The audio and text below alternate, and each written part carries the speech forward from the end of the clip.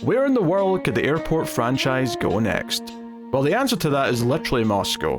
But what is the crisis this time? An evil businessman is determined to bring the plane down, so we've got missiles, fighter jets, and sabotage all on the menu for the Concorde, Airport 79.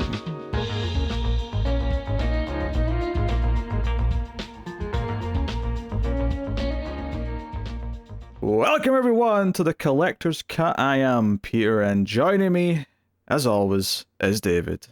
I'd love to see what my horoscope said this morning.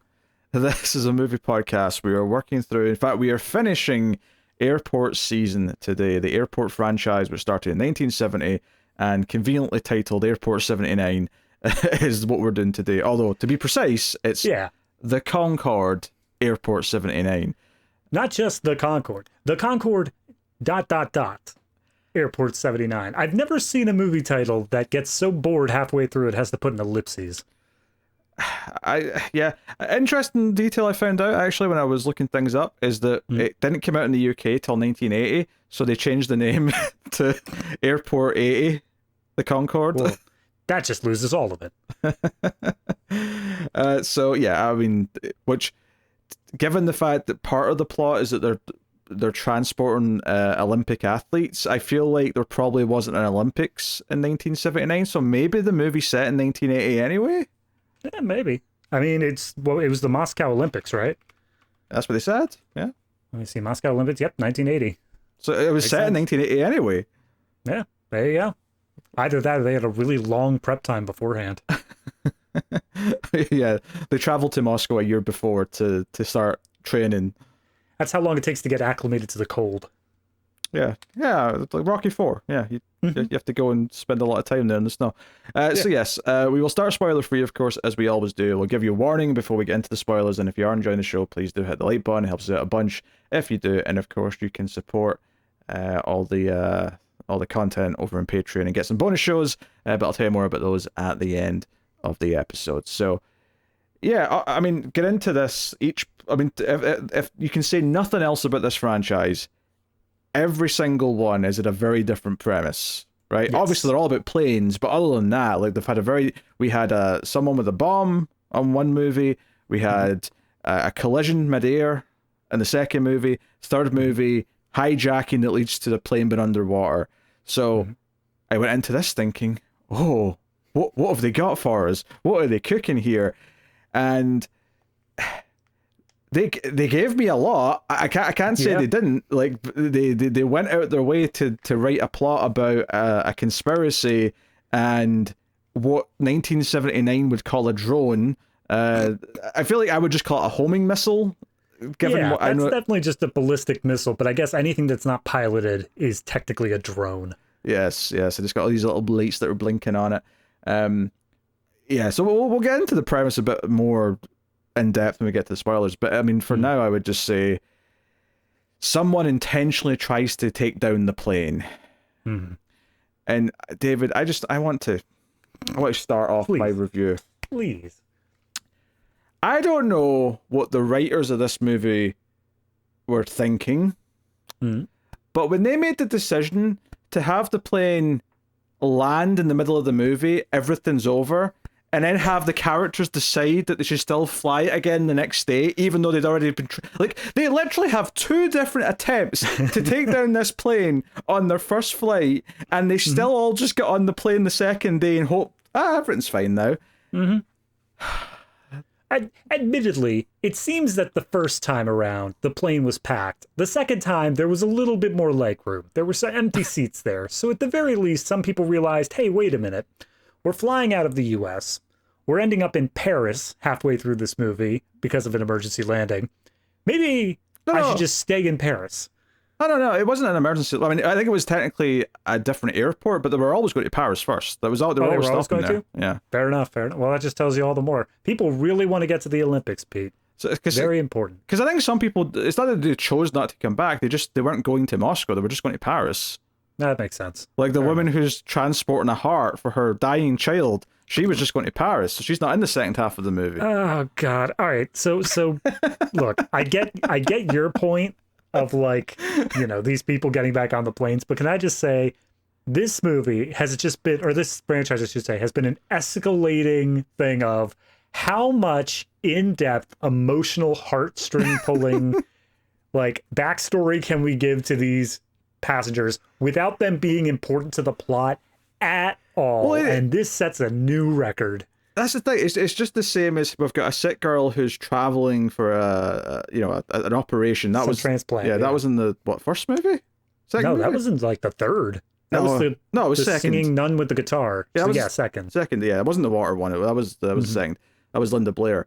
This is just kind of like that, but it's like even just more absurd. I've got a heart and a little like cooler, and we're taking it to. I just started laughing because it's just one of those like tropes you get in like a medical show that we might drop the heart when it's on the way to the operating room. I was fully expecting there to be like a subsequence or something where the heart actually like rolls around the cabin. Like I thought that's the level of soap opera stupidness we're up to at this point. We'll get into everything. But I suppose I'll just start with a simple question. I feel like I can predict some of what you're about to say, but we'll see. David, what did you think of the Concorde Airport 79? Well, the Concorde Airport 79, I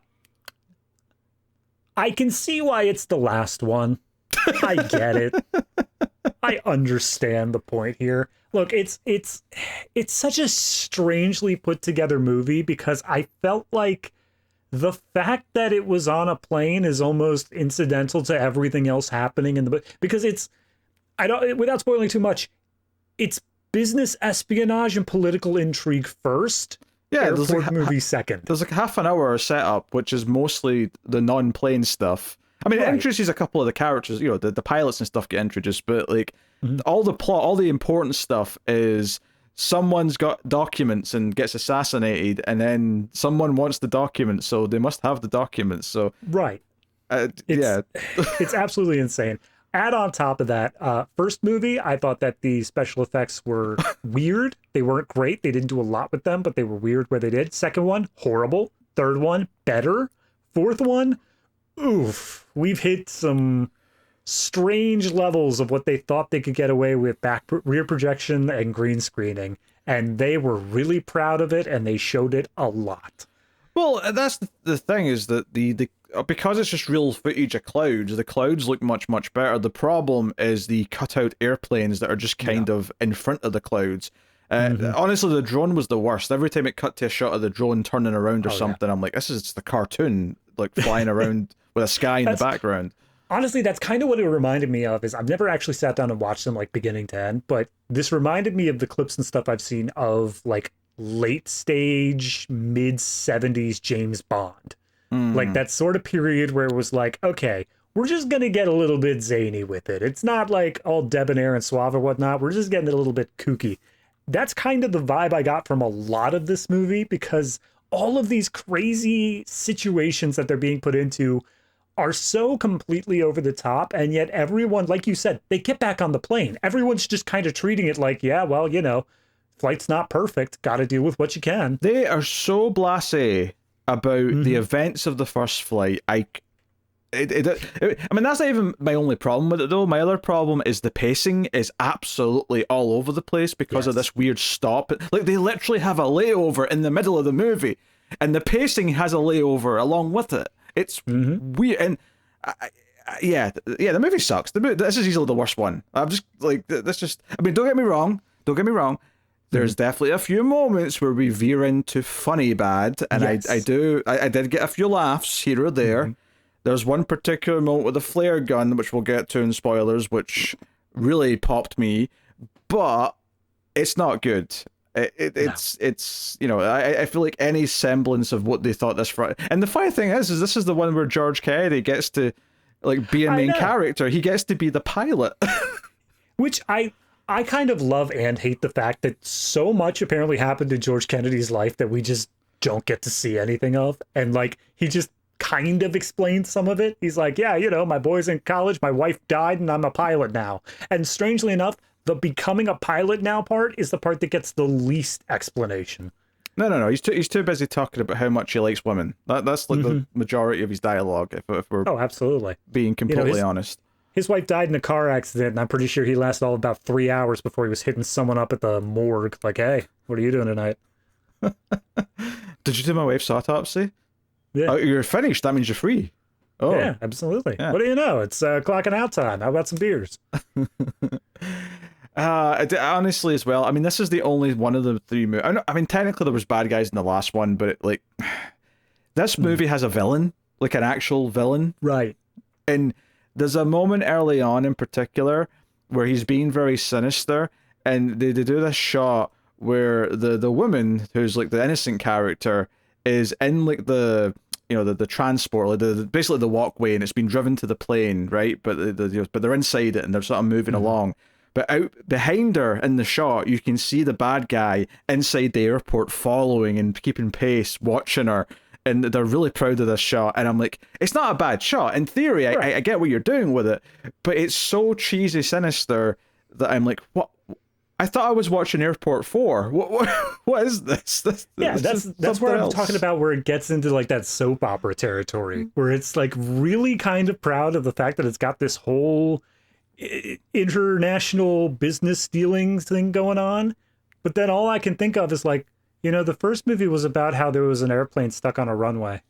That's what the issue was. Like, why are we dealing with all this? Yeah, we've got missiles, we've got hot air balloons, we've got all sorts of things to contend with in this movie. In some ways, it kind of felt like we had a list of ideas we never used, and we're just going to put all of them into this one. Yeah, pretty much. So real quick, I'm looking at the writers of this movie, and you have Jennings Lang, this is literally his only writing credit. He's usually a producer. You have Arthur Haley, who wrote the original book that everything's based off of. So that's just a based on credit then, basically. Right, that's just a based on. Yep. And then you have Eric Roth.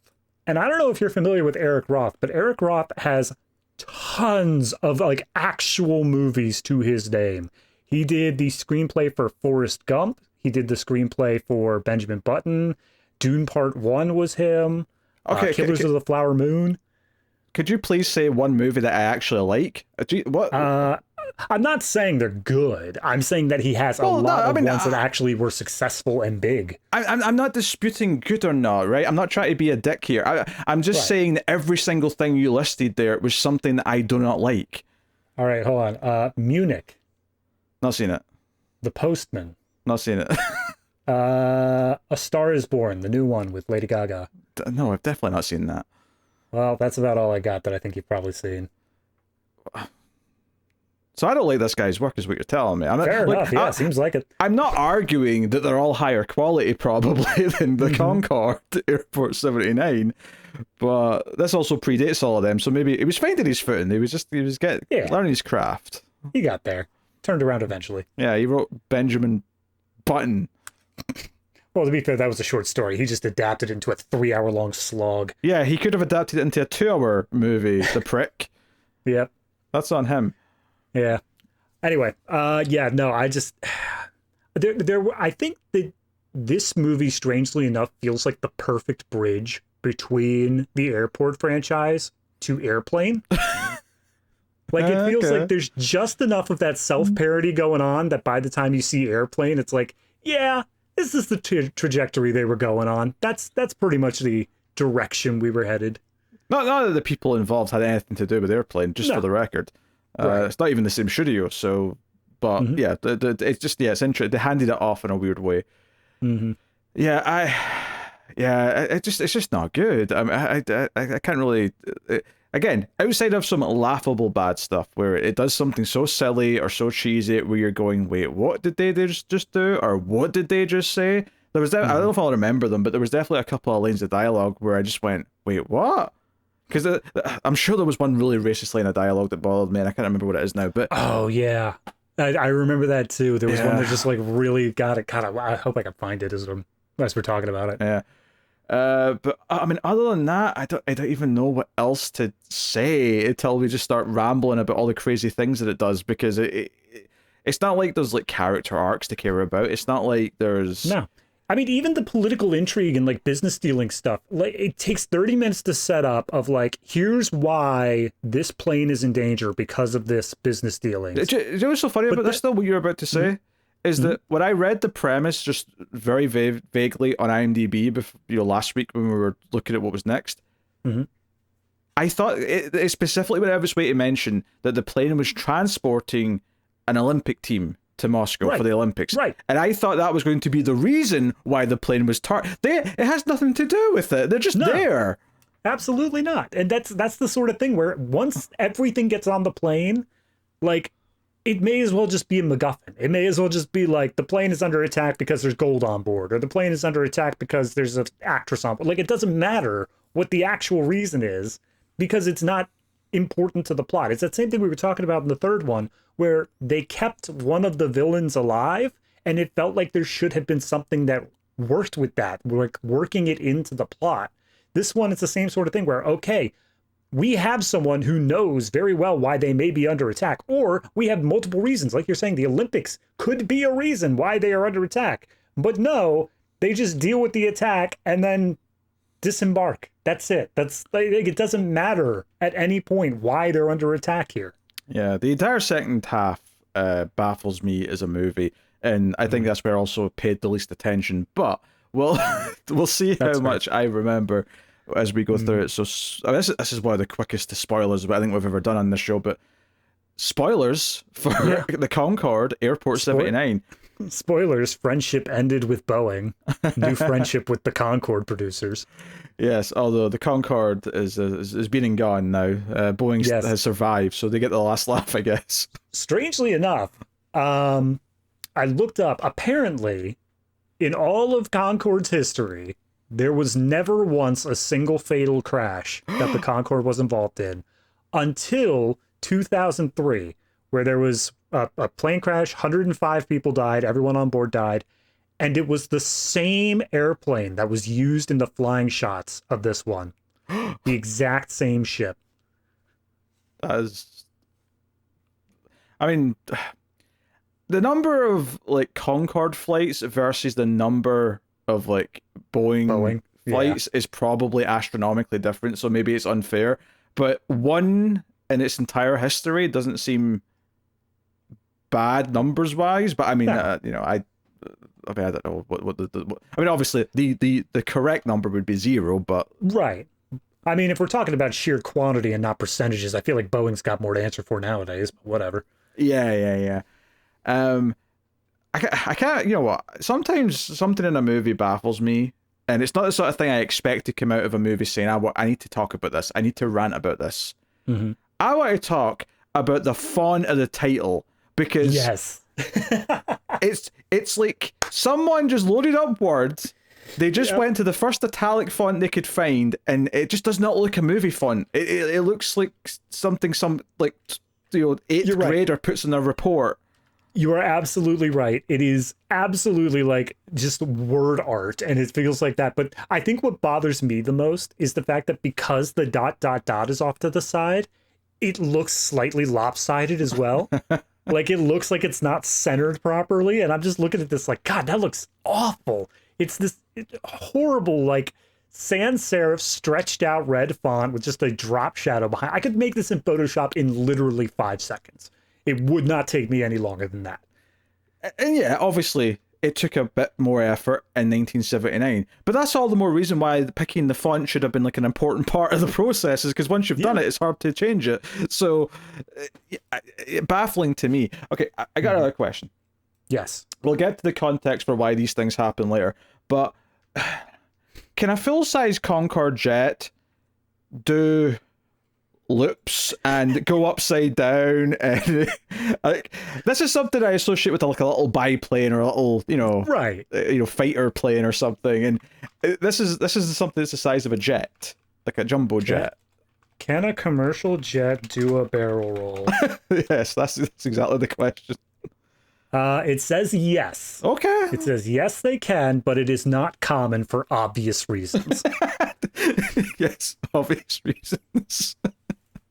So, I mean, take what you want there. Okay. No, fair enough. If the physics say it's possible, then I'll let them away with it. It just something about it just felt really silly when he just started doing like not just barrel rolls. He did like the loop to loop sort of. Oh man, everything in this movie. That's the thing is they keep on saying like the Concorde can fly at 2 times the speed of sound. It is the best plane ever. And like, find whatever you want to suck this plane's dick, go ahead and do it. But like, the fact that they pitched that, and they never once mentioned anything about like its maneuverability, its ability to steer. They how never well it say controls. that, yeah. And then all of a sudden, it's dodging something that is designed to take down aerial fighter jets. I have to call a little BS there. I'm going to give them one little bit of credit. They should have mentioned that, you're right, but the one thing they did at least take time to set up is that both George Kennedy and the French pilot, they both talk about how they flew fighter jets in the military before they became commercial airline pilots. So at the very least, they did establish why these two would be able to go into combat mode and try and dodge, you know, they know what to do to try and evade missiles and whatnot. And okay, fair enough, you at least set that up. I am fine with them having the know-how and the experience to say military-like things of dealing with enemy combat. So be it.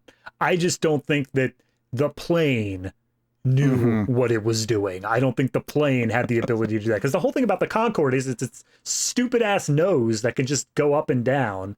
Like, that's the funny part about it. It's not that it's able to dodge missiles in midair. That's the funny part. I mean, the real appeal, I believe, was how quickly it could travel. Oh, yeah, of course. Yeah, for sure. But even then, when it's dodging the missile, that's the part I thought was going to come into this, where it's like, this missile travels at Mach, like, 3 or whatever. And I was like, oh, are they going to have a thing where the Concorde is outpacing the missile because it's so fast? No, it's only at, like, Mach 1 when this missile comes into play. It's barely at top speed at all. So it pretty much is just a matter of dodging entirely and not outspeeding at all. Yeah. Why did the Concorde like sort of go extinct? What's the deal? Too expensive? It was having financial troubles. 9/11 happened, which already caused some flight issues, and then it, like I said, it had that super fatal crash in 2003, and all those things combined was like, all right, we're done, we're out. Okay, I'm just curious more than anything. All right, so we're introduced to our plane and our French pilot. We don't get George Kennedy till a little bit. He gets a big entrance where he comes in and looks at the plane like it's his love. He's like, "Oh baby, the Concorde. I'm going to fly you. I'm going to fly you real good." The Boeing represented his old wife, but when his wife died in a car accident, he had to switch. Yes. So we introduced the French pilot. And basically the whole thing here is that they actually set up like a little, because they're coming into land, right? They're landing in the US to, you know, so that they're there for the next day when they're going to take off again. And we see like these people, these protesters, right? And a hot air balloon with giant letters saying "Stop the Concorde." I actually, what's their dispute with Concorde as a entity? I have never heard of that, but based off of what their news report was saying later on, they literally like, it's not even a problem with the company. They just don't like it like flying so fast is all I managed to gather. It's not because it's polluting more than regular planes, or I mean, I can check. I would understand that if that's what the reason is. The Anti-Concorde Project challenged the idea of supersonic passenger transport, blah, blah, blah. Yeah, they just don't like it that it's traveling faster than the speed of sound. That's literally the issue with it. Okay, that's not a real reason. That's just they should all go home. That's it's not even about the Concorde specifically. It's just that the Concorde did it first. This is I'm not gonna say it's as dumb as flat earthers, but it's Virgin on the line. I remember I can't verify this, but I remember somebody told me that back when trains were invented, there was the same similar thing of like anything that traveled faster than a horse. People were like, the human body's not meant to take that kind of speed. Well, as someone who's been in a car, a train, and a plane, and technically, it was only a ferry, so it wasn't going that fast, but like, I have been on a boat of sorts. Never a cruise ship, though. You missed the chance for planes, trains, and automobiles. I could have done it, but you know. I'm a man of class. Yeah, planes, trains, and automobiles isn't class? No, I'm saying that I wouldn't make such a cheap reference. Right. Sorry, I forget. I'm a 2-bit comedian. My bad. That's I don't do cheap references for just quick pops. I don't just come out in front of the crowd and say their hometown just so they all go, they said where we live. Oh. Pete, can you remind me of like any hit television show that's happened in any period of time ever? Well, I mean, yeah, all right. There's all right. What do you want me to go with that? You're asking a question. If I say it, I'm just answering a question. I'm not referencing anything. No, of course not. It's not like you do it of your own accord any other time. The course would never convict me. All right, back to the movie. Yes. So yes, hot air balloon tries to sort of fly in when they're landing, and the plane basically showing off its maneuverability a little bit. They're able to like pick lift it back up and fly over it to dodge it or whatever. Which I gotta say, real brave of these balloon pilots, because there's no situation where the balloon beats the jet here. No, like that's not a situation.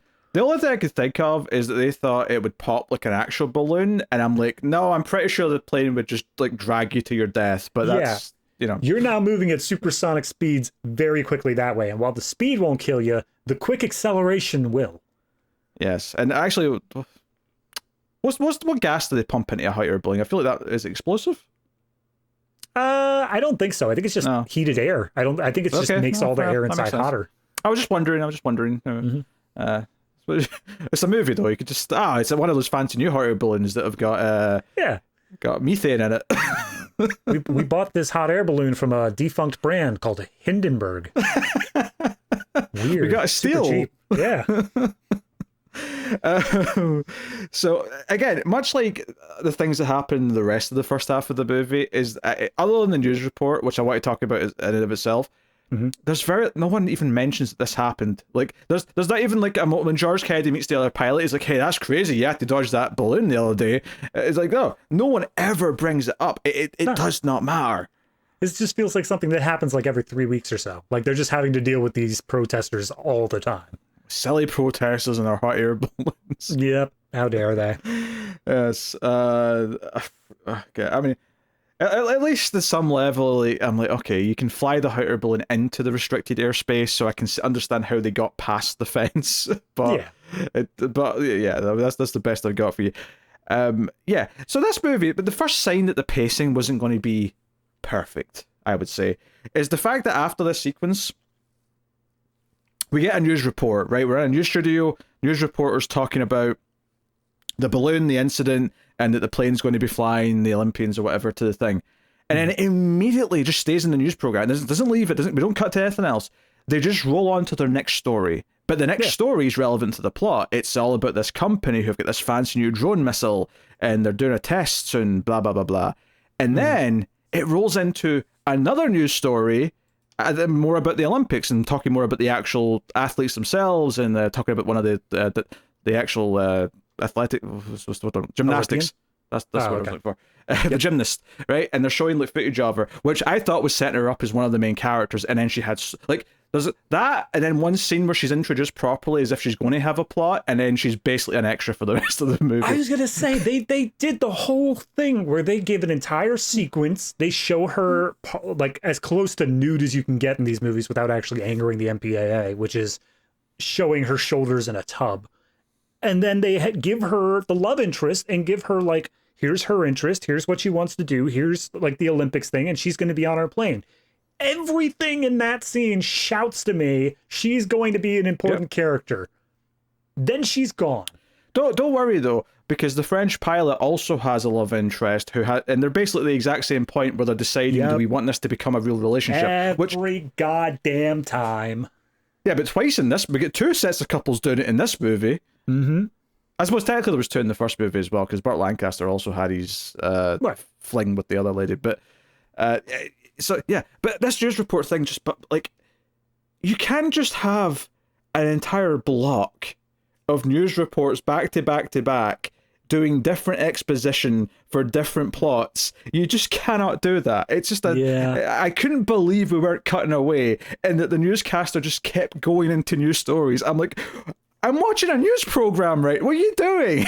Yeah, especially like it's one thing, especially because the newscaster does end up being a main character. So I'm like, okay, I can at least accept that. But you know what I was expecting them to do was they say the first news story, they talk about the balloon, then they do the missile, and then like we follow them off set. You know, like this is set up for the scene where we get more about her because she is a main character and she can talk about like, oh yeah, I'm going to be on that plane. No, David, do you know what happened? Do you know what happened instead?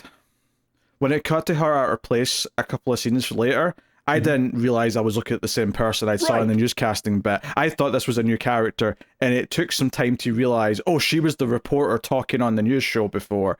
I didn't get that at first. Not to mention the assassin that chases after her looks almost identical to the main bad guy who's introduced 2 scenes later, and I was like, wait, why is she talking to the assassin like she knows who he is? I don't understand what's happening here. All these people look the same. Yes. See, that's a problem I have with a lot of these like 60s, 70s movies, especially around like the hippie era, is that I feel like everyone has the exact same haircuts. Like everyone has the same. So if you don't have something distinctive going on, no, men and women, because I mean, at this point, curls started being a thing, but back when everyone had the flat haircuts and like the bangs just going across the front, I couldn't tell you A from B. I had no idea. Maybe that's just face blindness on my part, but like, Jesus Christ, I'm so happy once we started actually getting perms. Wait, how do you survive in like present day? Because perms have kind of died out. I don't talk to people in present day. Yeah, okay, yeah. I just kind of hope that you're the person on the other side of the Skype call every time it starts up. I mean, there's a lot of haircuts, don't get me wrong. There's a lot more variety, I guess, but the perms aren't really, I'd say, one of the popular ones at the moment. No, but I think, you know, the variety is what helps here. I feel like every time in the late 60s, you see any sort of like young to young adult woman, it's going to be the same Marsha Brady straight down haircut with absolutely nothing else going on to it. And that's just impossible for me to delineate. Okay. So yeah, 3 news stories back to back to back. Absolutely insane for pacing. And it feels lazy. It feels like a lazy writing thing where like, oh, we can't just use the news to set up one story. We're going to use it to set up 3 things. And then the fact that in hindsight, you're like, well, the first one is, I guess, important just to explain what the hell that opening was. The second one is very important because it's setting up the missile and the drone and all that. Yeah. The third one, because the Olympians turn out to be basically extras, just feels like an entire waste of my time. The third one was 100% constructed to try to be a good lead into the next scene, which was that tub scene. But again, it's all worthless. None of it matters. Yes. And one of the other reporters, maybe he's the actual kind of like, you know, journalist out in the streets kind of thing. He's having an affair. But it's not even an affair, really. It's just a secret romance with the Olympian. Right. Yep. Right, because he goes into the pool and turns out she's pretending, but she's like, "Oh, what are you doing in here? You can't be in here. I'm all naked." But then she pulls him into the water, and I was gonna say they try to do that fake out on the audience where it seems like this skeevy guy's coming in and being like, "Oh, give me a report while you're half naked," but then turns out that they know each other and it's all just for their benefit. They were keeping this bit going for like a minute and a half. Yes, and then he has to hide under the water for a period of time while her handler comes in and tries to talk to her. So, yeah. Like we were saying, this scene kind of set me up to think, oh, she's going to be one of the main characters. Maybe not the main, but like one of the main characters. Like she's going to, maybe after the reporter and the pilot, she's going to be the next one with the most plot. And then nothing. I do think it's structure-wise kind of an issue that we get the Olympian stuff prior to this arms deal stuff. Because that, like you said, the IMDb plot and all that leads you to believe the Olympians are the big deal. And if they had just switched it around, I think that I would have been less reluctant to give up that idea as the movie progressed. Like, have it be, okay, we know about the arms deal and then the Olympians. And so there's a bunch of reasons the plane's being attacked. Instead, it's, okay, we know that there's these Olympians and we get 3 straight scenes talking about them. And then we go to the arms deal. Yeah, and we also, like, part of that Olympians bit where it's like showing footage and stuff, it does look a little bit of like, oh, here's the Olympians getting on the bus to go to the airport kind of thing. And we meet the coach whose daughter's coming with them. Like, he's got a little girl who's deaf. So it's like, hey, have some sympathy. There's a deaf child on the plane. Oh, God. I sure hope that everybody on this plane doesn't die now. I would have been fine with it if it weren't for the deaf kid. And the heart that's going towards a sick child who needs a heart transplant. God, I just... Oh, dear. Can I just say, there is actually one person on this plane that, like, screw this guy, and it is the black guy with the saxophone. Oh, yeah. Again, he's just there with a saxophone, and there's, like, nothing to it, but... Yeah. Like, this is the character that I'm pretty sure Airplane was basing the jive talk off of. This is where that came from, because he's just sitting there. He's just literally, he goes to the bathroom and smokes a blunt like every 5 minutes. He is the closest to a racist stereotype you're going to get here. But also, he's just a dick. Like, the movie plays him off as easygoing and just chill or whatever, but like, there's this one woman who's like needs to use the bathroom every time she gets nervous, and he's just camping in the bathroom, smoking a doobie, like whatever, no big deal. And then he's just walking down the aisle playing a saxophone, and all I could think is like, if I was in the plane with this guy, I would be pissed off after 5 minutes. Yeah, honestly, the woman that was going to the bathroom annoyed me as well, because it was such like just a weird crap one-note joke. Oh, she keeps wanting to go to the bathroom despite being told she has to be in her seat. She keeps going to the bathroom, and then she has a disaster in the bathroom because that's when the plane starts going upside down, and then she's like, I'm never going to the bathroom ever again. And that's it. That's her whole thing. That's her entire plot. And she switched to drinking instead as her vice. So which would only just make you go to the bathroom more, so I don't. Absolutely. She didn't think this one through. Oh dear. And then the French pilot apparently is known to be a ladies' man. He's having an affair with the main flight attendant, and she's like, hey, you're not ready to commit or anything. And yeah, I'm not. I don't know, I'll be honest, I wasn't really listening to their dialogue. I felt like I got the gist of it and just sort of kept going. There's a bit where in between the layover, like during the layover bit, they apparently have like a nice little fireside chat or something like that, and I zoned the hell out. And then later on, he talks to her in the cockpit, just like, hey, by the way, I was pretty tired last night when I said those things. And she's like, whatever, I didn't expect it either way. I was like, what did he say? I missed it. I assume it was romantic. I was basically, let's actually get married and let's be a real couple, yada yada. And then he's like, yeah, and I meant it, by the way. And she's like, oh, you did, of course you did. Yeah. George Kennedy, of course, smells a perfume and recognizes it from the perfume that was coming from his room when he said hello, and that's like a little bit. But after all, George Kennedy's never been around pilots who are getting with the stewardesses. That's insane. Who would have thought that could happen? Yeah, and they just kind of like get to know each other and bond a little bit on their way in. They talk about their time in the military, but most of the conversations amount to, oh, you remember that girl who was there? Yeah, she had big eyes. Like, that's literally a line of the movie at one point. And and there's just several little moments like that, and then it's like, yeah, when we get to Paris, I know a girl that can be with you. So when they're in Paris, like, when I said it's a pacing killer, I like, we'll get to like the more serious side of the plot, right? Because we'll go to that in order.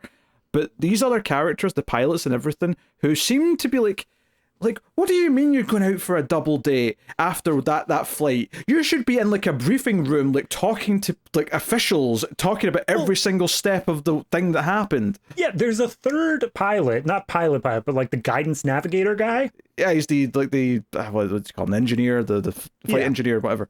David Warner. It's the actor's David Warner, who I like, for the record. But yeah, he as he's leaving the cockpit after all the crazy stuff happens, he's like, "Well, I'll see you two at the briefing." And they're like, "Oh, thank you so much for everything you did." And I was like, "There you go. That's a man who knows what to do." And he doesn't get any screen time.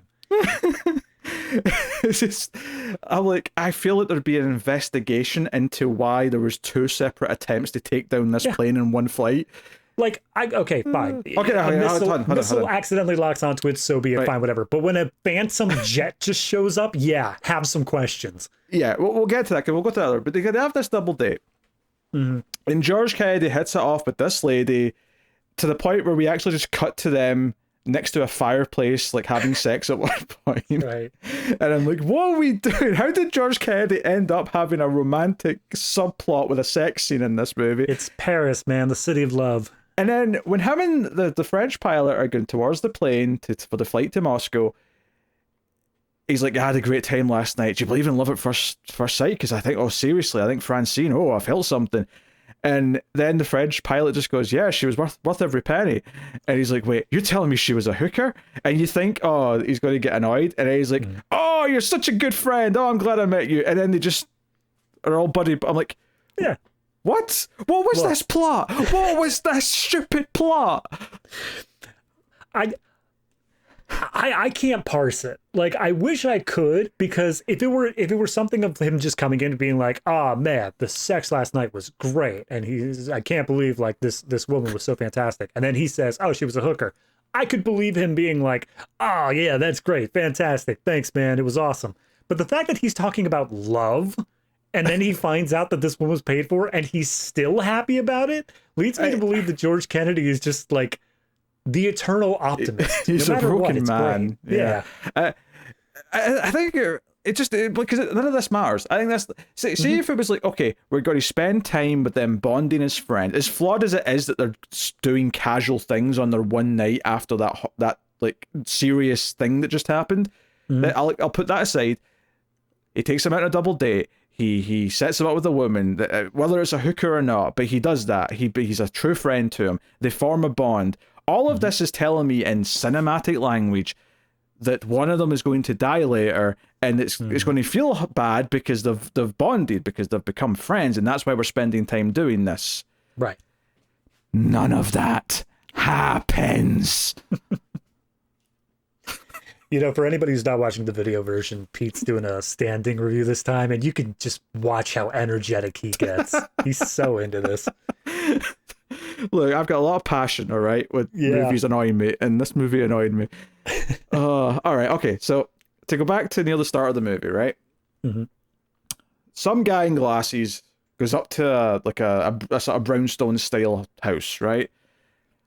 And that's where the reporter lives. Again, it took me a few scenes to realize that's who she was, but right? It just seems like they were co-workers or something. Like that's the vibe I got. Yeah. Right, and this guy comes in, he's like, oh, I work for so-and-so, can I come in and talk to you? You met me briefly at this thing, and I'm sorry to disturb you, but like I need to tell you this. And he basically just says, hey, that company that built that drone, and you like know people who work there, they have been illegally selling arms to foreign powers for years. In fact, they sold arms to the North Vietnamese during Vietnam, which killed American troops. You have to expose this. Like, people will believe you if you expose it. There's a file. There's like a series of documents that I've got that prove all this. And as he's saying all this, bullet in the back. A hitman is there. Yeah, it's so much better than that. You're underselling it. Oh, please do. Please do. Conversation. They're having this conversation in the foyer. They're just standing there right next to the staircase doing whatever. And then all of a sudden, third man just pops his head in the door, just be like, Mr. Franklin. Bang. And I'm like, holy hell, the balls on this guy that he just steps into this person's house, confirms the identity, and just shoots him. And then he's not immediately firing at the woman who just witnessed all this, giving her time to run up the stairs away from him. But then, of course, he pursues her to kill her because she's a witness, and she also just heard about all the things that he's presumably trying to cover up. That's why they've killed this guy. And I just, like, couldn't you have, like... He's not got the files on him. Couldn't you have waited till he left and killed him without the witness? Yeah. I mean, that would still have her investigating things, but at the very least, like, it would give you some time because she wouldn't have the documents or even, like, the knowledge of where the documents are. To be fair, the documents do kind of just get put into her hands. Yeah, but that's later, though. Like, at this point, all you're doing is confirming that everything this guy said is probably true because you just killed him to keep him quiet. Yeah, absolutely. So now she's like, oh, there's truth to this. This isn't just some crackpot telling me stuff. Clearly something's going on here. And we get a whole sequence. And this was part of the first time in the movie where I really sat there and went, wait, what the F am I watching? Right. What is this airport sequel? Because there's a whole sequence that feels like they're trying to do like a Hitchcock style thing where she's hiding on top of the greenhouse at the top of the building and she's sliding off and the bad guys try to get to her. And she's screaming for help, and it's only because an old lady like hears the screams and sets off like the public fire alarm that the guy gets scared and kind of runs off, and that's like how it sort of comes back down. But yeah, and I love the fact that this entire sequence, this high tension, high octane thing of like, oh, she's about to get shot, she's gonna be killed, and it's only because of this that we see him run away, and she's like panting, she's crying, she's been through all this. cut to George Petroni just walking up to the other pilot's room and saying, "Hey, you sleeping with a woman in there? You Like, dog, you." Like, there is no sense of like, all right, maybe we should follow that plot. Show her talking to police. Show her talking to her editor. Literally anything that says that that mattered in the least bit. But the fact is, it really doesn't. It informs why the rest of the plot matters, but her as a person, not at all. No, because the next time we see her, she's with the villain. Although it's technically a reveal, and like a minute later that he's the villain. But it was very obvious that he was the villain, like immediately. Because she's talking to this guy that she knows at the company. He's fairly high up. Maybe they're even romantically involved. I wasn't sure, if I'm honest. I'm like 95% sure, Yeah. But she's like, hey, I heard these things, and there's these documents, and the company's been selling, you know, arms to bad people, and blah, blah, blah. And he's like, oh, this sounds shocking. Like, you, let me look into this for you, right, Maggie? Yeah, Let me, you know. He doesn't even sell it as like, no, that's not true. He's like, oh, someone's setting me up. This is all just gonna blow back in my face. Please, Maggie, don't say anything because I need to find out who's actually behind this. And then he gets in the car, talks to his coworker, says like, hey, that guy is dead. So we need the papers. Yeah, so we need the papers. We need to keep. So it immediately just tells us, yeah, he's the bad. And to be fair, I'm kind of glad they told us immediately because it was painfully obvious that he was gaslighting her. So, here's the thing. He turns to his friend after saying, hey, she knows too much. She's possibly going to keep snooping. She's on that flight on that Concorde. Hey, that drone test we're doing tomorrow, can we redirect where that's going? And all I could think was, okay, let's say you're successful, right? Let's say you take out the plane with your fancy drone missile. Do you not think that there will be some sort of investigation as to why your missile took out a plane full of civilians? Yeah, that seems like it would be the very first thing that happens. Like, oh, check it out. And not to mention, one of the Olympians, mind you, is from the Moscow team. Like, oh, she yes, is right, yeah. from America over there. You killing her would absolutely be an international incident. Like, right. No doubt in my mind. So that's the thing, because even though in the moment, right, they sort of like this, so no one else at the company knows they're doing something villainous, right? It's just him and his lackey who have reprogrammed the drone, and they go, oh no, there's been a malfunction, it's going somewhere else. So everyone else in the room is worried and trying to figure out what's going on wrong, but they know that they've secretly just done this. And then obviously once it all dies down, the plane's able to, you know, trick it and get away from it. The room full of people all cheer except the bad guy and his lackey are like, oh, they narrowly escaped that. We're mad. But I was thinking, like, you did program it to do this. Surely, if an investigation was to happen, and it still should, to be fair, because you still almost took down this plane. Yeah. Surely some person in authority would be wanting to look through every bit of code, every bit of input data that ever went into this thing. It's like, oh, well, it says that it happened at Terminal C at 0700 hours. Can we get video of who was sitting in Terminal C? Oh, hey, it's the lackey. To jail with you. There is not a chance in hell that this would not be heavily investigated and traced back to them. This is the most stupid way to assassinate someone I have maybe ever heard in a movie. Especially, I mean, like, let's just ignore the fact that, okay, whatever. But she literally said, hey, when I get to Moscow, I'm going to look into this more. There's a layover in Paris. Kill her there. Like, just do that. Like, what's the problem here? So, sure enough, right? Everyone's on the plane. All right, we got all the cookie characters are all set up. Yep. We got Mother, as we said before, Mother who is transporting a heart to her son across the country or whatever, or across the Atlantic, I guess. He's in Paris for some reason. I don't know why he's in Paris, but he's in Paris. Best doctors, whatever. We have the Russian team, or at least some amount of them, along with the father and daughter, where the daughter is deaf. We have the saxophone guy that we mentioned. We have that couple with the reporter and the Olympian. And honestly, I can't think of anybody else that's really actually worth mentioning. The P lady. Ah, the Pele. No, I stand by what I said.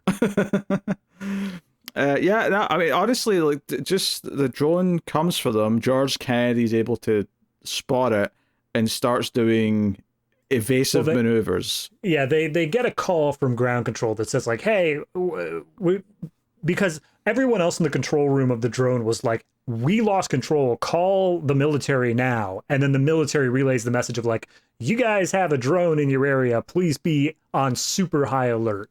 And that's where they end up like seeing the drone as it comes up. Yeah. So, to be honest, like, on a lot of the bad effect shots of the drone turning around and coming for them, I don't even remember. Like, obviously, yeah, they spin the plane around upside down and whatnot, and people are all like, screaming in their seats. Just, whoa.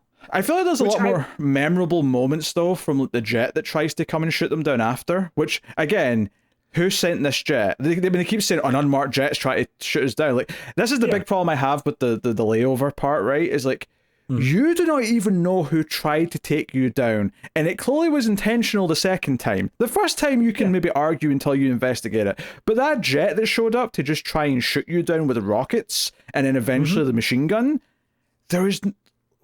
How could you even think about getting back in the air? Yeah, how? Before like a full international crisis is like it'd be one thing if like anybody in this movie was pushing for the fact for them to get to Moscow quickly.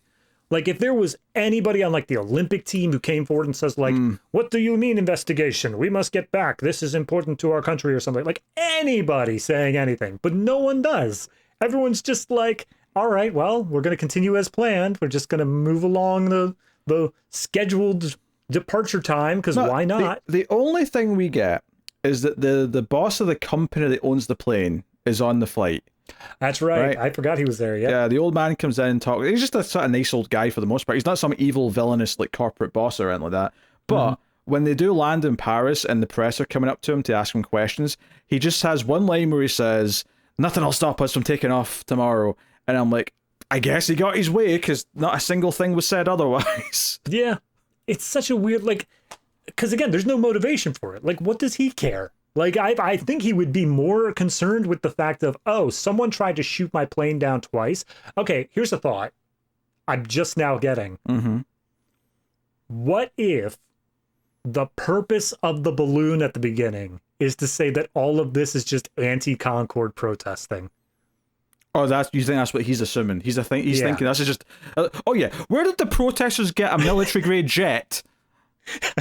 They have some high connections.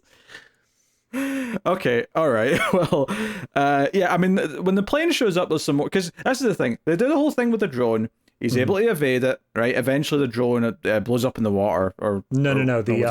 The F-16s from like. That's right. Yeah. The U.S. military or whatever show up. Yeah, the military show up and shoot it down.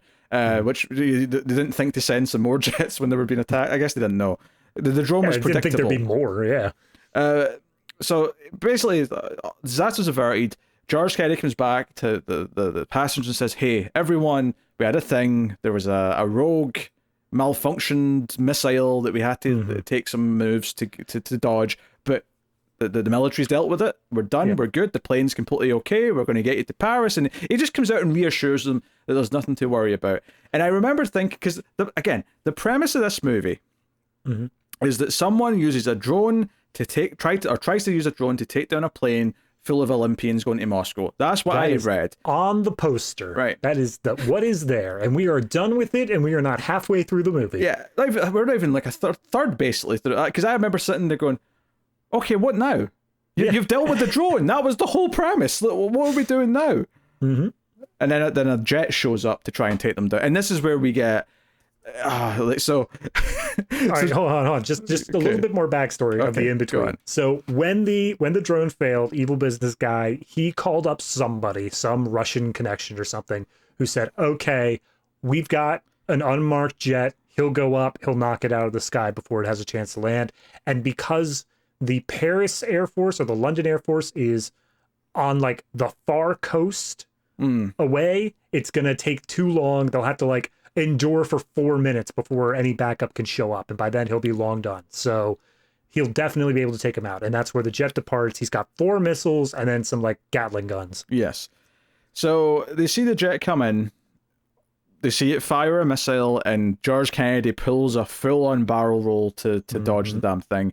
And he's like, okay, good, all right. Actually, I want to go back to the drone for a second. Actually, there's one more thing I wanted to say about that. Is that drone does this thing where after it like misses them once, it disappears like it's the shark in Jaws, and then they sort of lie in wait to like, okay, where's it coming from? I'm like, this is not how a homing like drone or missile works if it misses, right? It doesn't hide and try and like find the best time to pounce. It just would immediately try and retarget.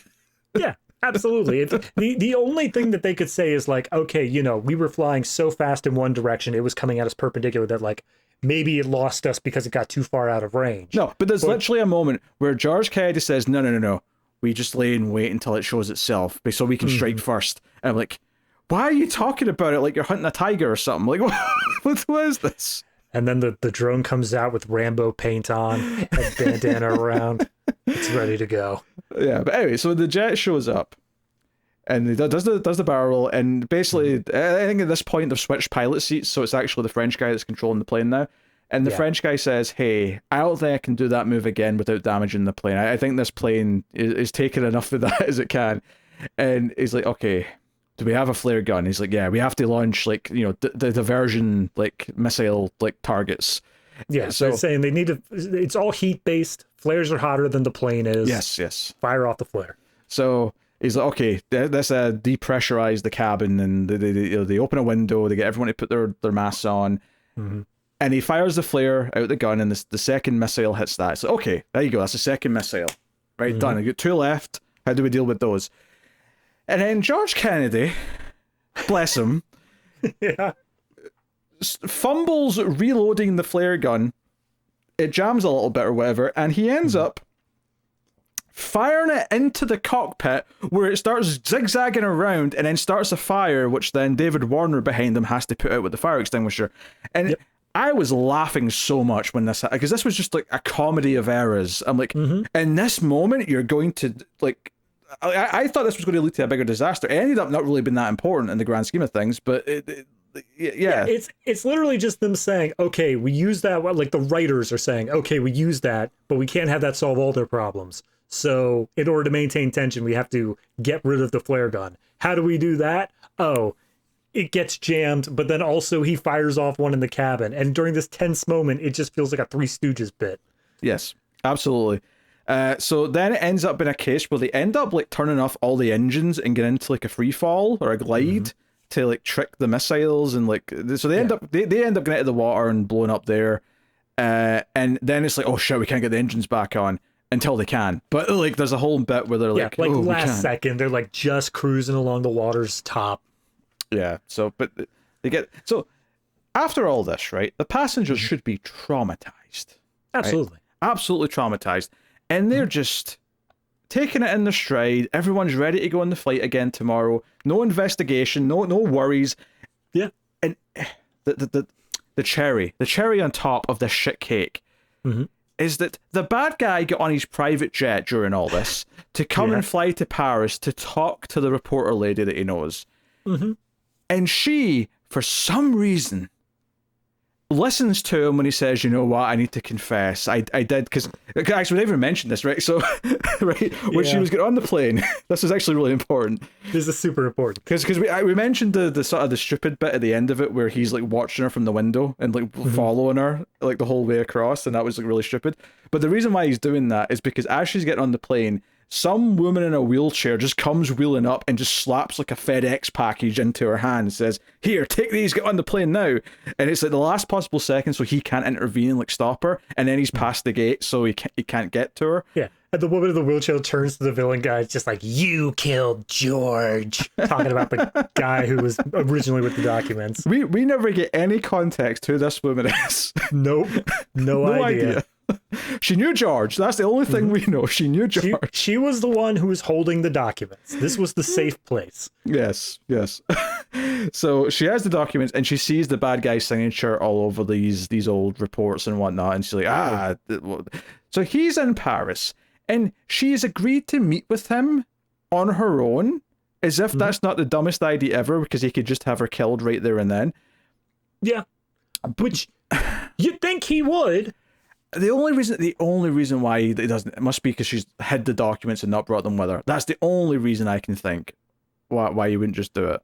I mean, fair enough, but like literally what they're talking about here is like, look, just don't say anything. Let me do my own announcement, try to do damage control a little bit. And like, all I can think from her side is like, why are you letting him? Yeah. What does he deserve this for?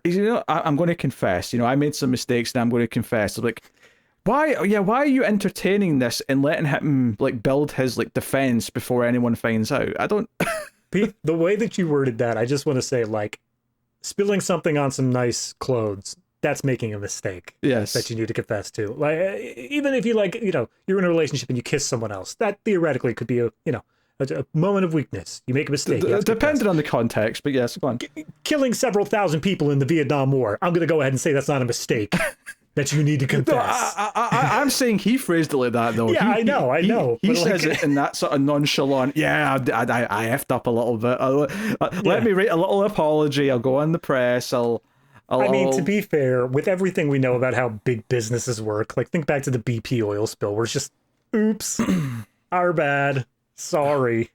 Every time that idiot Trump opens his mouth is a good example, to be honest. Absolutely. So yeah, for some reason, she's agreeing and is basically giving him the time. She's going to go fly to Moscow like she was planning to. And he says that by the time you get there, I'll have made this announcement. And I'm like, this is so stupid. Why is she buying this? Why is no one questioning that it might not be safe to put mostly the same passengers onto the same plane and fly at the very least, switch to a different plane, take a different route, unpublished, publicized or whatever. Yeah. Do something. Even if it's not all the passengers, like at this point, I think because she's not coming forward with anything, it is reasonable to assume there is some sort of attack against the Olympians. Put them on a different plane. Get them a different method of transportation. Yes. But no, she gets on that plane and doesn't even think twice about it. And of course, in the meantime, he's paid off someone to sabotage the plane. So that's actually what the back chunk of the movie's about, is that there's another disaster on the plane after they take off again to go to Moscow. Yeah, this one is just wildly more... I don't want to say like ill-conceived, because it's actually like a slightly better getting away with it without any sort of investigation sort of thing. It looks more like an accident, yeah. Right, it looks more like an accident, but like it's so much more contrived, where there's a code you have to type into the luggage section under the bottom in order for it to open, and it won't open without that code. So this guy who's paid off, they get into the luggage compartment to like do some tests on it, make sure it's good to go, and then as his like partner leaves, he puts in a little machine that after a predetermined amount of time will punch in the code from the inside and open up the luggage claim, and thus causing instability. When this happens, you actually see it from the outside of the plane, and you see the buttons as if like an invisible person's pushing. So he's rigged something to pull the buttons in from the other side, which is absurd, because if you were going to like trick it, you would just have it like trick the circuitry, not like... this is just a visual thing so the audience sees that the numbers are being pressed, and that's it. That's the only reason why the buttons are getting pushed in. Which, I mean, look, if you want to think the audience is that stupid, fine, whatever. It doesn't really detract from anything, but it's such a silly moment to see the buttons like beep, beep, beep, when everything else is all digital. Yeah, it's also really conflicting information-wise, because when he's talking to the bad guy, he says, oh yeah, this will like take down the plane in like 10 minutes. And then, when it happens, obviously it's not good, but it's like, nah, they're still like able to like plan and crash land the plane. It doesn't feel like, it's not this instant like complete travesty that he was building it up to be. He says it's going to be like a minute and a half or something it's going to take for them to completely tear themselves apart. And it's easily a minute and a half before they even recognize what's happening. Yeah. Also, when the show is starting to happen before anyone in the plane's noticed it, which, by the way, George Kennedy just feels it like he's felt a disturbance in the force. He's like, something just opened somewhere. I'm like, wait, what? They say that there's like a thunk noise, and both him and the French captain hear it, and they're just like, something's wrong. And then they send, like, at that point, the little deaf girl's in the cabin with them, so they send the girl back to their seat, and it's just like, all right, keep an eye out for things. And then like slowly one by one, they're like, do you hear that hum? There's a slight vibration in the steering wheel. Well, all of these things point to something in the rear. The one that got me is the camera goes down and the carpet on the floor is starting to like rip apart. I'm like, why would the carpet rip apart before anything else does? Like, that doesn't make any sense. The carpet like would be the last thing to rip apart, and for the most part, because it's not. Yeah, or it would rip from the walls, not like dead center in the middle. Like it would detach from the part where it's just already there. Also, sorry, I'm just clicking through the movie, and I need to mention this one thing we skipped over. Oh, go on. During the layover, there is a bit where they're reboarding. There are new people who are going from Paris to Moscow. Oh, is this the lady with the fur who's got a dog? Yes, this is this is Charo. This is a celebrity casting choice. And I remember pointing out last movie, like, oh, hey, Charo's in this movie. No, she goddamn isn't. Charo shows up here just long enough for her to get kicked off the plane because she's trying to smuggle a dog on board, and that is it. This is the biggest thing of stunt casting I have seen in a long time. Oh, very good, very good. So, I mean, yeah, honestly, this final, because the other ones were funny, either because they were treating the drone like it was, the shark from Jaws, or they were treating the comedy of all the flubs when the jets were trying to kill them. This one is just, it feels like it's just doing like the other movies on like fast forward. It just kind of goes through the motions where it's like, okay, things are happening, we have to land, we're kind of getting into like, Russia territory, we can't make it to any airport. What's the plan here? Oh, there's a stretch of snow in the Alps that we can land on. So they land in the snow. You say that they're making their way to Russian territory. They're currently passing by the Alps. They're in Switzerland. Oh, they're in Switzerland. They're in Switzerland. Yeah, that is not that close to Moscow, all things considered. Well, to be fair, they did say it was only be 10 minutes after they took off. So I mean, I guess it makes sense that they're not that close to Russia. But the point is that they land in snow, and the whole like sort of final bit of tension is that there's snow pouring into the plane as they are and evacuating. They smell fuel. Something's happened to the fuel. That's right, They smell fuel, so everything's a little bit tense there. But everyone gets out, and the rescue team, which was already just on the Alps waiting for this to happen, gets them to safety. The ending of this movie, I swear to God, I thought I fast-forwarded. The plane explodes gently, not too bad, not enough to dislodge too much. And credits roll immediately. Yeah, it just cuts to a shot of a different plane up in the sky, cut to credits, and I'm like, oh, all right, yes. Guess things worked out. With one bit, of course, that we've glossed over is the villain killing himself, because you see the reporter pulls a peck from Die Hard 2 and starts calling in over the radio some of her reports. Yeah, she's saying like, oh, it's beautiful. There's a father hugging a daughter here, and everything's great, and everyone's fine. Also, by the way, I've got a breaking news story. Stay tuned for that. And the villain sees that this attempt has failed, and I actually kind of laughed at the shot where he does do this, because they do this thing where it's like, not quite a POV shot, but like, they wanted to show that the gun was pointing at himself. So they basically had like whoever was, I mean, whether it was the actor or like just a double, but they had the operator. Yeah, they had the gun just kind of like pointing back towards under the camera, and I was like, I feel like if you're going to shoot yourself, you wouldn't be holding it awkwardly like this in front of you. Yeah, you under the head. That's the obvious way to do it. Under the head, in the mouth, maybe the side of the head. Like these are all fine options, but no. This.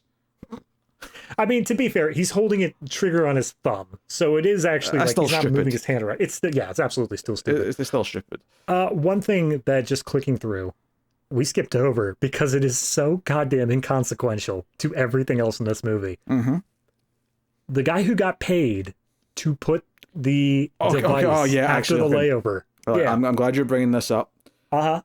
Because I think I wasn't paying attention at the start of this, and I was very confused as to what was happening. Why was he being chased through the airport and then tried to run out in front of the plane? So why he was trying to run out in front of the plane, I have no goddamn idea.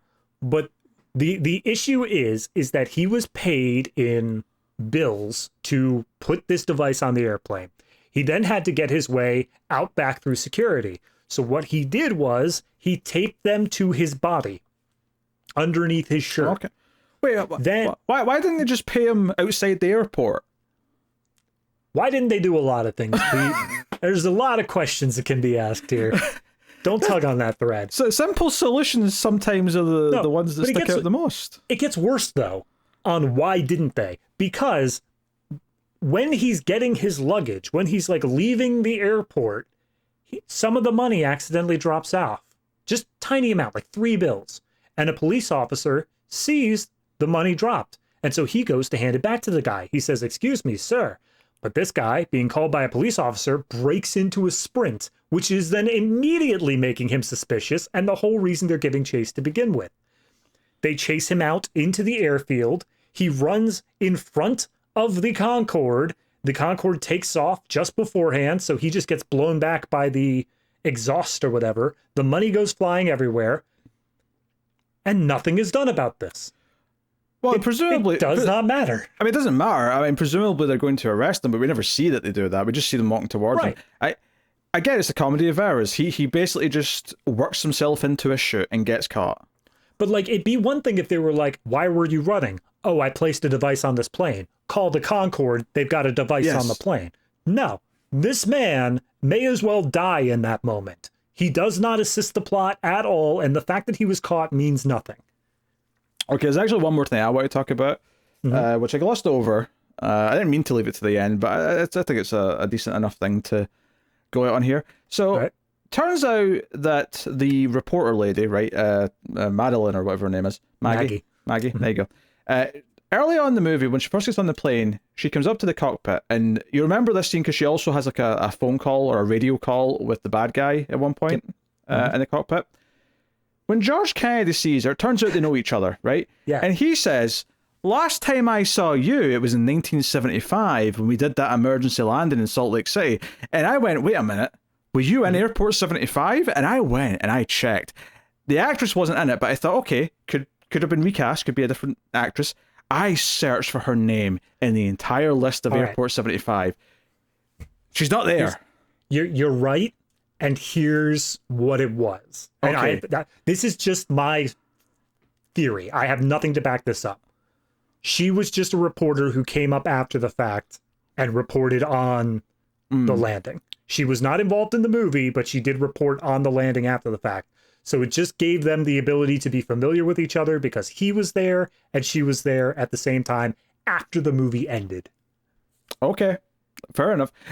But it threw me because I went, wait a minute, were you in the second movie? Because that's what it sounds like. I absolutely did the same because I was like, Maggie, where's... I don't remember reporter lady in the second movie. I remember singing Nuns. That's in my head.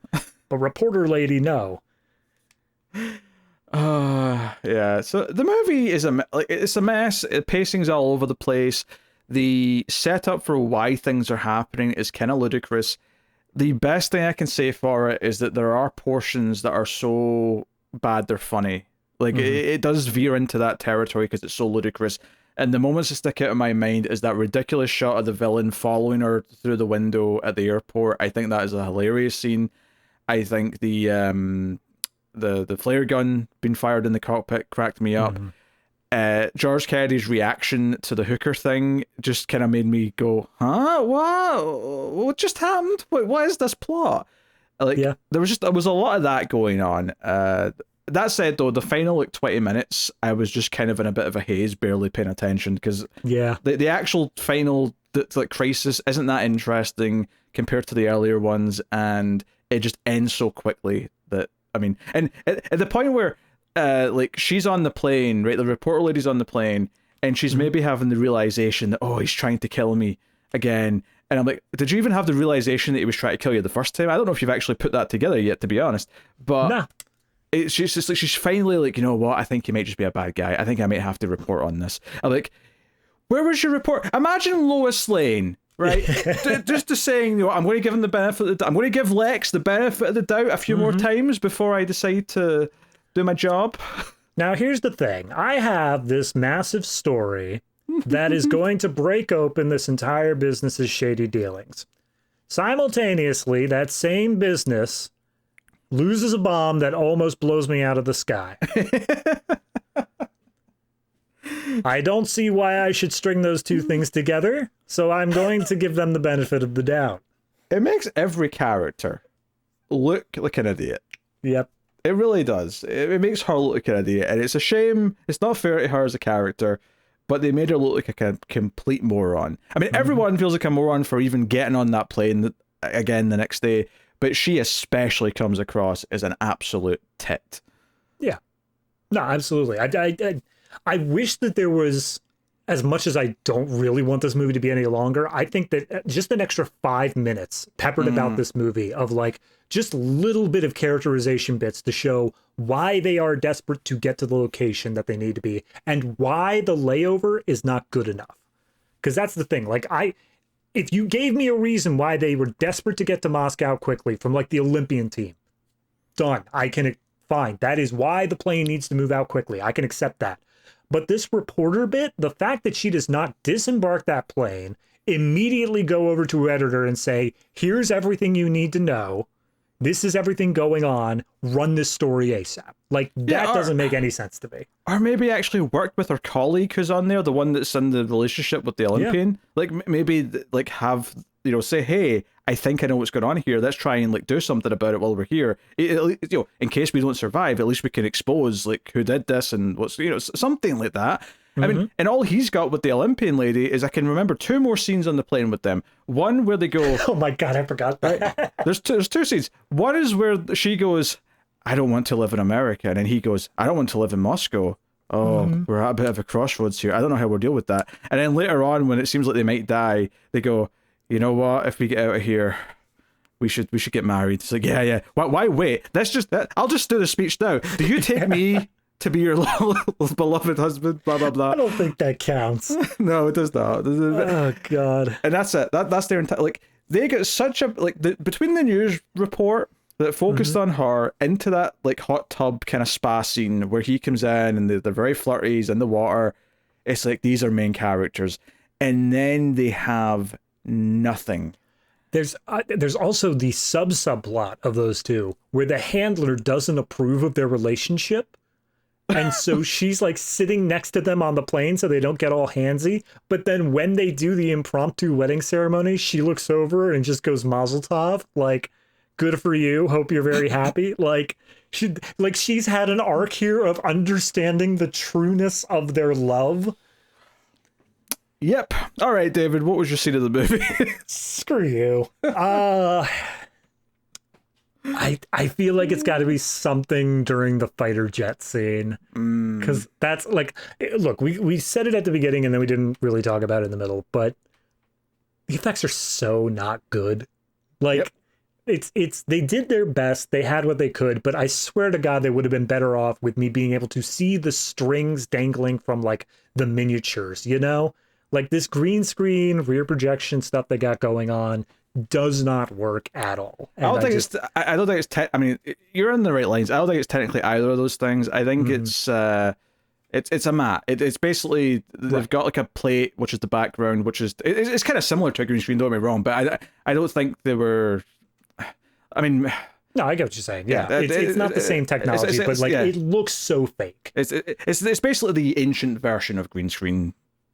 Yeah, but... yeah, pretty much. Yeah. But no, it's very chopped, but it made me laugh. Like, it was so entertaining to me, not because it was actually a tense scene, but because it just went so over the top with how stupid it got, of like, oh, we're taking this supersonic jet and doing a barrel roll in order to dodge this missile. Like, it's so dumb in so many ways. I think I'd probably have to give it to dodging the missiles. That whole sequence is just so stupid, but like exactly what I needed in order to keep any sort of entertainment going. Yeah, that's fair. I think that's fair. The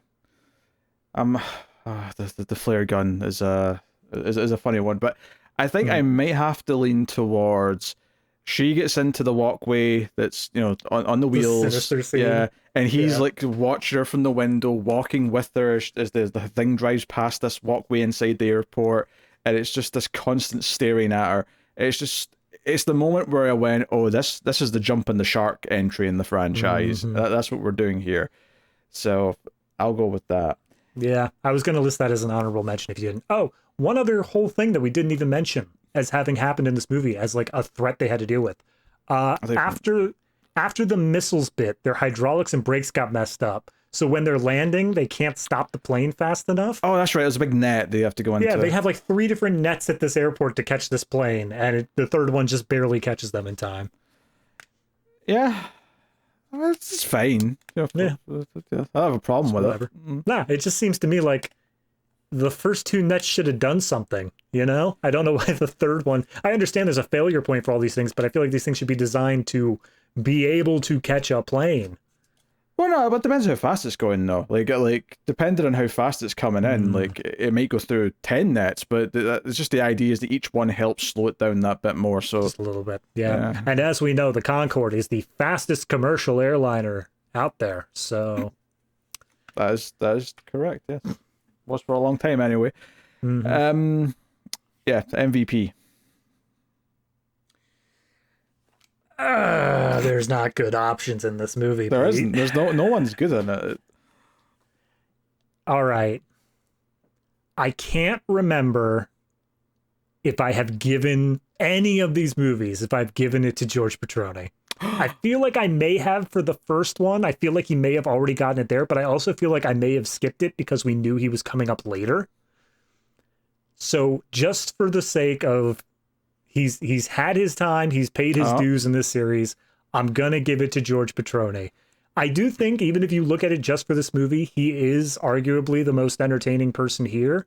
Just because of screen time and the what's going on. It's almost like an apology for having only 2 scenes in the third one. It's like, hey, you'll be the main character in this next one. It's like, look, we know that was the TV broadcast version where we filmed all that other stuff, but like you're in this one no matter what. We promise.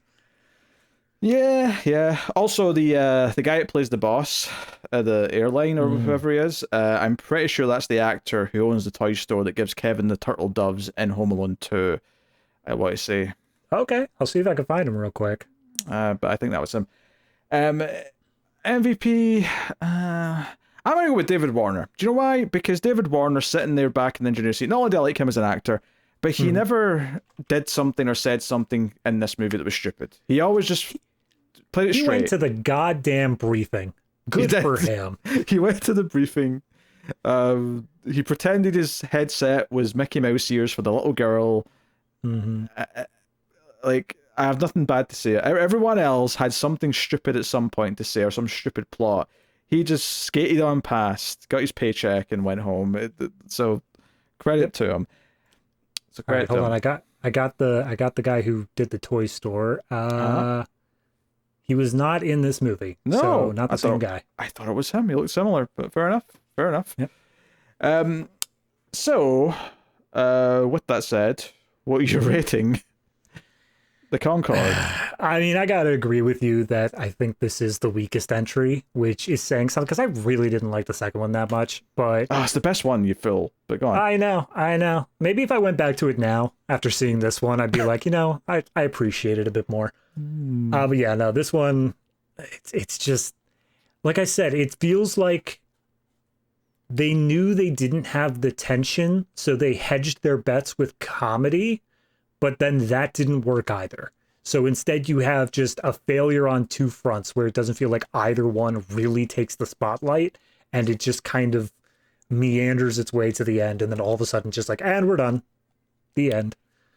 So I think it does go beneath the 5 mark for me. I don't think it's a good movie. I don't think it goes that deep though. So I'm going to say this one is a 4. No, I think that sounds about fair. It's not like a complete, it's not a hard watch. Like there's funny bits that, there's some charm to some things a little bit, but it is bad. 4 out of 10 seems like it's about right for me as well. So in terms of making the cut, I just say cut from the collection. I don't think it's awful, but it's definitely not in the collection. Yeah, it's just cut. It's just cut from. Yeah, I agree. So. There you go. That is airport season. We've wrapped it up. It's all done. It's dusted. We have pretty much done every single disaster movie from the 70s at this point now. There's one notable one we haven't done. Okay. Kind of. At least I think it's. I mean, it shows up in disaster lists. I mean, it sounds like it may be more of a thriller to me. So I think when we do a 70s thriller season, I'll be throwing that in there just so that that's it. We've done them all. We've done all the relevant disaster movies we possibly could. Good. But that's one that's got about a Hindenburg style Zeppelin. So Gotcha. we'll see how that one goes. But next up on the collector's cut, what is coming next season? Obviously, as per usual, there's a week off after the end of the season, and then when we come back in 2 weeks' time, we'll be starting off Bruce Lee season. We'll be doing 5 of the most prominent and really the only prominent Bruce Lee movies, just because he obviously passed away young, so Right. So we're doing 5 Bruce Lee movies for next season. So hopefully that sounds like fun, and you want to join us for that. There's a bunch of stuff going on over on the Ace as well, of course. But you can get extra monthly shows over at Patreon, patreon.com/MailFuzzTV. We do monthly extra shows. Me and David, we do Criterion Cut. We review movies from the Criterion Collection, so that's your super artsy-fartsy, foreign films, all that kind of stuff. Usually very, very, very good. There's only been one so far that we were kind of lukewarm on out of like 25 episodes, so very high bar on that show. And then we have X Reels, which is literally the opposite of that show, which is it's the worst of the worst. It's the most stupid, damn dumbness things you've ever seen, and that's which strangely enough has had more cut aboves than I think Criterion Cut has. But it's a different scale. It's you know, and it's been a while, to be fair. I mean, I think we front loaded with a few really cool ones, and I don't think we've not lived up to that since. So I'm looking. The last one that made the cut was July of last year. It's been a good 6 months. We've been slumming it. Yeah. Slumming it. And then also that was Neil Breen as well. Oh God. Don't worry, he'll return. Also on Patreon, me and Connor just started a thing where we do a sort of casual monthly movie catch-up where we talk about all the different random movies we've been watching. Not stuff that I've been doing for the shows, obviously, but just whatever else I've been randomly watching. And we just kind of have a casual movie podcast every month on there. That's called Mailed Fuzz Meltdown, and that just started in January, but that's another Patreon show you can get over there. So yeah, that's everything. Airport's finished. Bruce Lee is next. And I've seen, obviously it won't end with, but sort of the biggest, most famous one is Enter the Dragon, which I have seen a couple of times, but I have not seen any of the other ones. I've not seen the films that he made in Hong Kong. My father showed me Enter the Dragon when I am far too young to be able to sit through a movie with 70s pacing. So I have seen it ostensibly. I'm sure I'll be reminded of a few things, but that's also the only one that I have any sort of knowledge of. That's fair. You've seen it be ripped off though, because the Mortal Kombat movie just took Enter the Dragon and did it with Mortal Kombat characters. I haven't seen Mortal Kombat either. Oh, so fair enough. Oh well, don't worry. That may be planned for later this year. Hey-o. Because there's a new Mortal Kombat movie coming out, so that might be something we're sneaking in there at some point. By the way, I want to point out that because we've got Naked Gun planned for later in the year for the new one coming out, George Kennedy is going to be all over my letterbox. Oh God, you're right. You're screwed. That's it. I'm going to be your top actor. I'm going to have to go out of my way to watch 8 movies by some other actor just so that he's not number 1 if I want to. Yep. Good luck. Oh dear. But anyway, that's the show, everyone. That's been the Collector's Cut. Thank you very much for joining. We do appreciate it. Actually, one more thing. Yeah, this season I think challenged us as a duo, in some ways more than previous. I mean, not so much these past couple, but the first 2, we really disagreed on a few things on Airport and Airport 75. That's fair. May have even got a little bit awkward in that first review. And I just think that David owes it to the audience to apologize to them, and to me, obviously, and take full responsibility for such such a thing. You know what? Pete, by the time you get to Moscow, I'll have already given that apology. I have no reason to suspect you'll do anything untowards me, so... How dare you? I'll just agree with that, and we can move on. But yeah, that's the show, everyone. Thank you very much for joining. We do appreciate it. Keep watching movies, and if you can get it, especially if you're going to Moscow for the Olympics, make sure you've got diplomatic immunity.